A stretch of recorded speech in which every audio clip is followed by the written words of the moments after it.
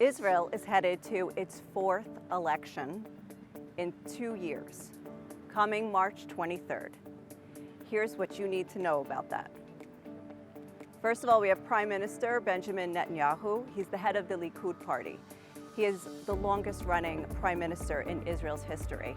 And though in the last few years, Israelis generally have had enough of him, he still manages to win every time and build a coalition.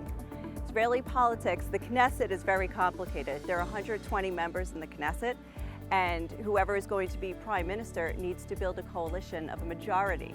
So at least 61 members have to join ranks and agree to this specific coalition.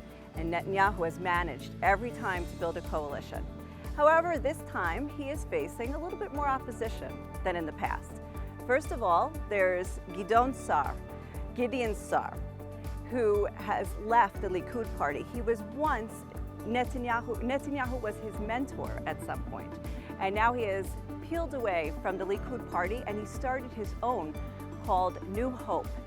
He took 5 Likud members with him, which seriously damaged Netanyahu's party.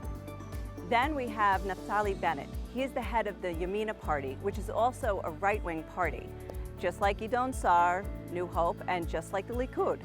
But Naftali Bennett has also been very strong in recent months. He has come out against Netanyahu's handling of the COVID pandemic and the economic consequences that have reverberated throughout Israel.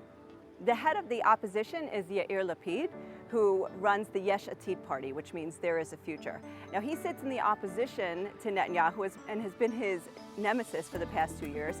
He runs a centrist party that is also secular and not willing to work with the religious parties such as Shas and United Torah Judaism. With still a long way to go to the elections, a lot can change. There will be parties that rise in the polls and parties that fall in the polls, and different alliances that will be made behind the scenes. So stay tuned to us at All Israel News to see what is the latest development in the Israeli political scene. This is Nicole Jantzis-Yan for All Israel News.